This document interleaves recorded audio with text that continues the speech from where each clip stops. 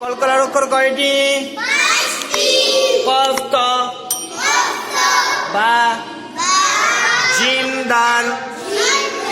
তাহলে এই অক্ষরগুলোর উপরে যখন সুকুন বা জজম হবে তখন কি হবে? আওয়াজ ফিরে আসবে। আর এর সমষ্টি কি বলেছিলাম? কুতুবুজ্জাদ্দিন। বলো, কুতুবুজ্জাদ্দিন। হ্যাঁ, এই অক্ষরগুলোর উপরে জাবার জের পেশ হলে কিন্তু কলকলা হবে না। খারা জাবার খারা জের উল্টা পেশ হলো কলকলা হবে না। শুধুমাত্র সুকুন বা জজমকে হতে হবে। কাকে হতে হবে বলো?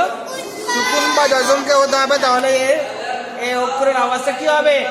ফিরে আসবে। একেই কলকলা বলে। দেখো, আব আব আব, হামজা বা জাবার আব, আব ফিরে আসছে না? আব, হামজা বা জাবার আব, হামজা মুতাহারিক বা কলকলা, আব। দেখো, ইব ইব, হামজা বা জের ইব, হামজা বা জের ইব, হামজা মুতাহারিক বা কলকলা। কেন কলকলা হবে? বা কার অক্ষর? কলকলার অক্ষর। বা কার অক্ষর?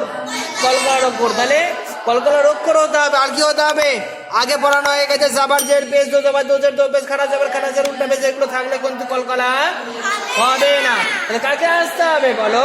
সুকুন বা জজমকে আমার আসতে হবে। তাহলে বাইরের উপরে সুকুন বা জজম এসছে, তাহলে এখানে কি হবে? এটা কলকলা হবে। ইব, দেখো, উব উব, হামজা বা পেশ উব, হামজা বা পেশ উব, হামজা মুতাহারিক বা কলকলা। কলকলা কিভাবে পড়বো? পড়ার সময় আওয়াজ ফিরে আসবে। উব উব, জব জব, জিম বা জবর জব, জিম বা জবর জব, জিম মুতাহারিক বা কলকলা। কেন কলকলা হবে? সুকুন বা জজম এসছে। যদি জাবার হতো কলকলা হতো, যদি জের হতো কলকলা হতো, যদি পেশ হতো কলকলা হতো না। তাহলে সুকুন বা জজম এসছে, তাহলে কি হবে? এখানে কলকলা হবে। জব জিব, জিম বা জের জিব, জিম বা জের জিব,